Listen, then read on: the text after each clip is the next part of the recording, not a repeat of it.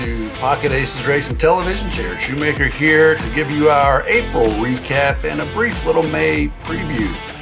So we had a pretty good April, nice win. Basically, the highlight, I suppose, was a nice allowance win for Irish Aces at Keeneland on April 8th. You know, he'd been having a little problem in the past couple races, maybe passing horses. He'd getting stuck or maybe not wanting to take that next step forward. So, hey, what do we do this time? Let's just put him out on the lead and see if they can catch him. And he caught a great field and worked out really well to his advantage and was able to win that race by a couple lengths. So there was one closing on him late, but it never seriously threatened. And nice to get on the board with a win at Keeneland early in the meet. And of course, that was one of those rescheduled days because they had so much rain on that first opening weekend. Then Chemical Reaction, we knew, we ran her on dirt knowing that she was going to be up against it. Dirt, was never going to be her preferred surface. She's never going to run a great race on dirt probably.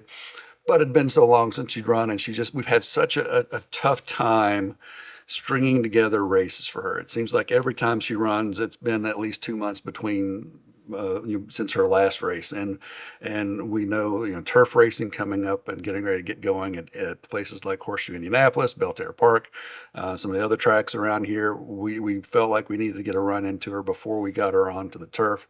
Hopefully, get her back on the turf for a much better performance at Horseshoe later or sometime here in April, and then Oscar season he ran at Keeneland in a really, really tough allowance race. I had people that not even associated with Pocket Aces Racing, just friends of ours, people around the track coming up saying, man, that is a tough race. It looks like a grade 3 stakes.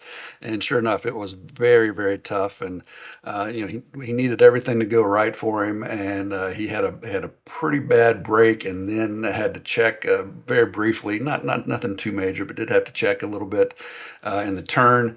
And just too much for him to overcome in that tough field. And for the first time in 5 starts, he didn't hit the board, but he's come out of the race in really, really great shape. We've got some breeding news. Wendy Luhu finally was able to get into Arabian Lion. She's pregnant. She's doing really great. Hopefully, she gets checked again, I think, at the 60-day mark. She's getting close. I can't remember. I'm losing track of them all. So she's doing well, but she is in foal. Homeroom Angel, her foal slipped, and we had to send her back into Blazing Sevens, but she's been confirmed pregnant again. And then Spellbook I think is the one that has had the 60-day update, and then going, her next check's going to be like 120 days. So all the mothers, pregnant mothers, are doing very well. The Matoli filly, she's got a few things on her vet report that we don't really like, so not quite ready to sell her yet, not quite ready to decide we want to keep her yet. So we're just in a bit of a holding pattern with her, and then our Drain the Clock colt looks like a superstar. Love that guy, and he's doing fantastic, and just he's full of energy and just. Really, really excited about what he's going to grow up and be one day.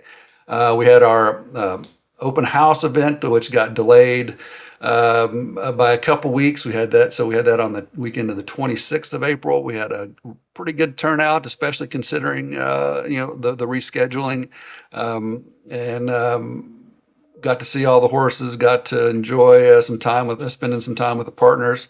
And then also, of course, we had our first PDJF fundraising benefit, and that was supposed to be in conjunction with the open house. But of course, that didn't happen, so it kind of it impacted our attendance, but it did not impact the enthusiasm for the people that were there and the people that were trying to follow online, which I know was not the best setup, but we tried. But we did raise over $6,000 for the PDJF in our first benefit for them, and that's probably going to be something that becomes an annual event. Don't know if we will do it next April or wait until the fall.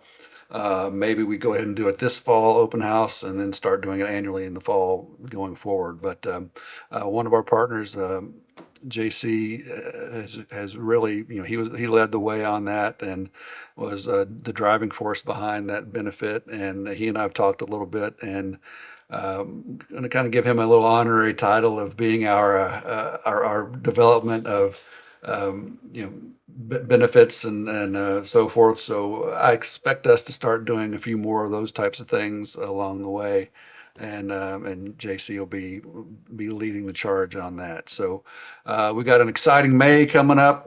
We thought about running Irish Aces in the Turf Classic on Derby Day. Briefly, we had that thought after his win at Keeneland, and thankfully, after watching that race, which was an amazing race, probably the most exciting race of the entire Derby weekend. After watching that race, I'm glad that we decided to send him up to the dinner party on Preakness Day, and it looks like Oscar Season may go up there as well to run on the Friday before Preakness in an allowance race.